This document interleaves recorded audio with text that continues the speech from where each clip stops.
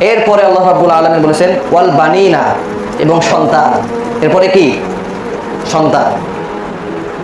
বাবারা কিন্তু জীবনের শেষ মুহূর্ত পর্যন্ত অনরম্বর খেটে যায়, জীবনের দিকে তাকায় না, নিজের শরীরের দিকে তাকায় না, ব্যাংক ব্যালেন্সের দিকে তাকায় না, সে কি খাওয়া দাওয়া করেছে, কি পড়েছে, এগুলোর দিকে তাকায় না। একমাত্র কিসের কারণে?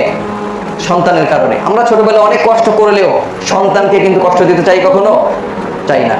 আমরা বিদেশের মাটিতে গিয়ে পাড়ি জমাই কিসের জন্য? সন্তানের জন্য। যাদের সন্তান আছে, সন্তান যে কি জিনিস এটা যার সন্তান নেই সে কি কখনো বুঝবে? বুঝবেন। অনেক দম্পতি আপনি পাবেন যাদের বিবাহ শাদীর 10, 12, 15 বছর, 20 বছর হয়ে যায়, তাদের কপালে সন্তান জোটে না। কি জোটে না? বিশেষ করে কেন জানি, যারা হারামে লিপিবদ্ধ থাকে, যাদের অনেক ব্যাংক ব্যালেন্স থাকে, অনেক জায়গায় জমি থাকে, বাড়ি থাকে, ফ্ল্যাট থাকে, গাড়ি থাকে, অনেক কিছু থাকে, কিন্তু একটি সন্তান তাদের কপালে আল্লাহ রাব্বুল আলামিন দেন না। কিন্তু যাদের সন্তান নেই, এটা যে কত কষ্টের এটা আপনি বলে বোঝাতে পারবেন না। বিবাহ শাদীর পরে স্ত্রী এবং স্বামীর যে সম্পর্কটা, এটা অল্প কিছুদিন থাকে। আবেগ যতদিন, এই ভালোবাসাটা, এই সম্পর্কটা ততদিন থাকে। এরপরে দীর্ঘ প্রত্যয় থাকে একটা কি? সন্তান। ঠিক কিনা বলেন? জীবনে সব কিছু সে বিলায় দিতে প্রস্তুত, স্বামী স্ত্রী আলাদাও থাকতে প্রস্তুত, কিন্তু একটা সন্তান চাই। কি চাই? সন্তান চাই। তার মানে সন্তানের প্রতিও মানুষের ভালোবাসাটা হচ্ছে জনমভর, সন্তানকে চাওয়ার ইচ্ছাটা হচ্ছে কি? জনমভর। এবং এই সন্তানের জন্যই অনেক পিতামাতা জান্নাতে যাবে। কিসের কারণে?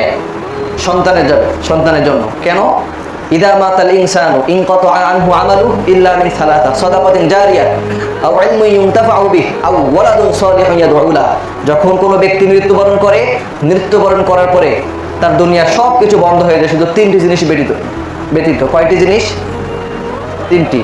তার মধ্যে তিন নম্বরে যে জিনিসটা, সেটা হচ্ছে যদি কোনো ব্যক্তি ভালো সন্তান রেখে যায়, আর ওই সন্তান যদি মানুষকে দিনের পথে ডাকে, ওই সন্তান যদি মানুষের ন্যায় বিচার করে, যদি সওয়াবের কাজ করে, তাহলে এই সওয়াবের একটা পার্সেন্টেজ কোথায় যাবে? বাবা মার কবরে যেতেই থাকবে আজীবন ভর। সে সন্তান যদি এমন কোনো কাজ করে যে কাজের ওসিলায় সে সওয়াব পাবে আজীবন ভর, কিয়ামত পর্যন্ত, ওই বাবাও ওই মাও কিয়ামত পর্যন্ত সওয়াবের একটা পার্সেন্টেজ পেতেই থাকবে। সুদের মতো। কিসের মতো?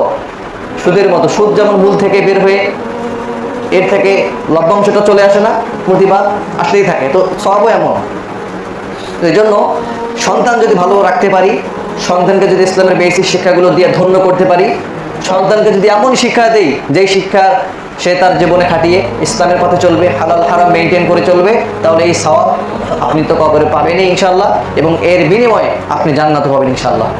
আর যদি সন্তানকে সুদ ঘুষের শিক্ষা দিয়ে যান, সন্তানকে যদি শুধু ইংলিশ মিডিয়ামে পড়ান, সন্তানকে যদি শুধু হালাল হারামের শিক্ষাটা পর্যন্ত না দেন, সন্তানকে যদি মানুষের হক আদায় করতে হয়, মানুষের সাথে ভালো ব্যবহার করতে হয়, এগুলো যদি শিক্ষা না দেন, আর ওই সন্তান যদি মানুষের বদদোয়া নেয়, তার কর্মের মাধ্যমে, পড়ালেখার মাধ্যমে, ওয়ার্ক প্লেসের কর্মপদ্ধতির মাধ্যমে, যে মাধ্যম অবলম্বন করি হোক না কেন, তাহলে ওই গুনার পার্সেন্টেজ আপনি কবর থেকে পাবেনই।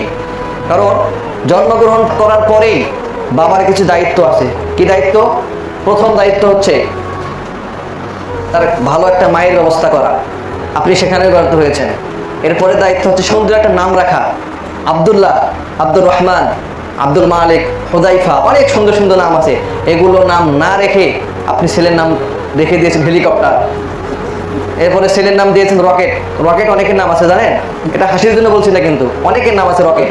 তো এই যেই নামগুলো রাখছেন, এই নামগুলো দিয়ে ভালো কিছু পাওয়া যায় না। আল্লাহ রাসূল সাল্লাল্লাহু আলাইহি ওয়াসাল্লাম বলেছেন, বুখারীর বর্ণনা, মানুষের নামের সাথে কিন্তু কর্মের কিছু মিল থাকে, জানেন?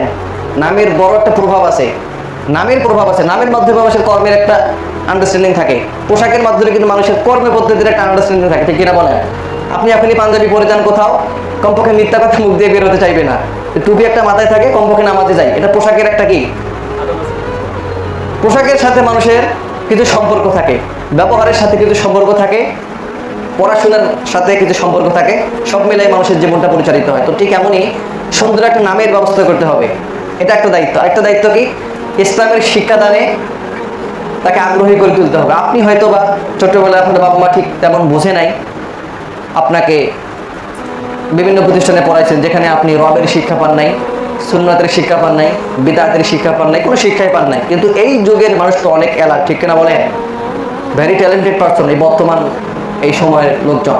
তো আপনি এই যুগের হয়েও আপনার ছেলেকে যে ইসলামিক শিক্ষায় শিক্ষিত করে তোলেন নাই, এই দায়িত্ব আপনি এড়াতে পারবেন? এর প্রশ্নের সম্মুখীন হলে আপনি কি উত্তর দিতে পারবেন? পারবেন না। এই জন্য সন্তানের প্রতি যে কিছু দায়িত্ব আছে, এই দায়িত্বগুলো যেন আমরা সুন্দরভাবে আদায় করি। আল্লাহ রাব্বুল আলামিন বলেছেন, ইয়া আইয়ুহাল্লাযীনা আমানু লা তুলহিকুম আমওয়ালুকুম ওয়ালা আওলাদুকুম আন যিকরিল্লাহ। হে ঈমানদারগণ, তোমরা একটা কথা জেনে রেখো যে তোমাদের সন্তান সন্ততি, তোমাদের ধন সম্পদ যেন আল্লাহ রাব্বুল আলামিনের ইবাদত থেকে তোমাদেরকে দূরে না রাখে। আই রিপিট, আমি আবার বলছি, আল্লাহ রাব্বুল আলামিন বলেছেন, হে ঈমানদারগণ, তোমাদের সন্তান সন্ততি এবং তোমাদের ধন সম্পদের অর্জন যেন তোমাদের রবের জিকির থেকে তোমাদেরকে দূরে না রাখে। তার মানে কি, এই আয়াতটা, এই সেন্টেন্সটা যদি বিপরীত দিক থেকে নেন তাহলে কি পাই? আমরা পাই হচ্ছে যে মানুষ সন্তানের জন্য আল্লাহ রাব্বুল আলামিনের জিকির থেকে দূরে থাকে। ঠিক কিনা বলেন?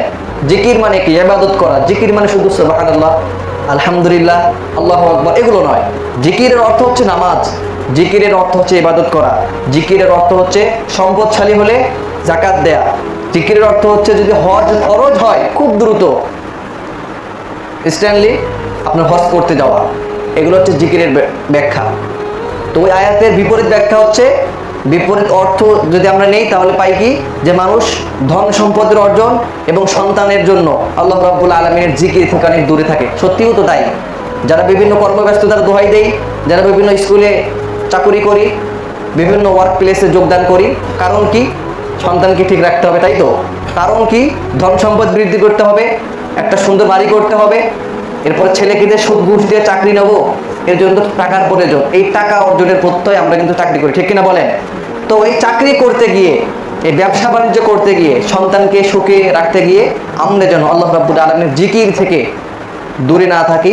আল্লাহ রাব্বুল আলামিন সেই শিক্ষায় আমাদেরকে দিয়েছেন। তো যাই হোক, এই আয়াতের মধ্যে আল্লাহ রাব্বুল আলামিন কয়েকটি বিষয় আমাদেরকে বলেছেন যে এগুলোর মাধ্যমে মানুষ আল্লাহ রাব্বুল আলামিনের জিকির থেকে দূরে রাখে। এবং এই জিনিসগুলো হচ্ছে দুনিয়ার শোভা। কিসের শোভা? ইন্না জাআলনা মা আলাল আরদি যিনাতাল লাহা লিনাবলুয়াহুম আইয়ুহুম আহসানু আমালা। এই স্ত্রী, সন্তান, গাছপালা, সম্পদ, বিল্ডিং ইত্যাদি, এগুলো হচ্ছে পৃথিবীর শোভা। এরই মাঝে লিনাবলুয়াকুম আইয়ুকুম আহসানু আমালা, তোমাদের মধ্যে যে তার কর্মপদ্ধতির মাধ্যমে ভালো হতে পারবে সেই প্রকৃত ভালো। এবং এই কর্মপদ্ধতির মাধ্যমে যে স্ট্রাগল করে পরীক্ষা দিয়ে আল্লাহ রাব্বুল আলামিনের প্রিয় ভাজন ব্যক্তি হতে পারবে, সেই ব্যক্তি হচ্ছে জান্নাতি।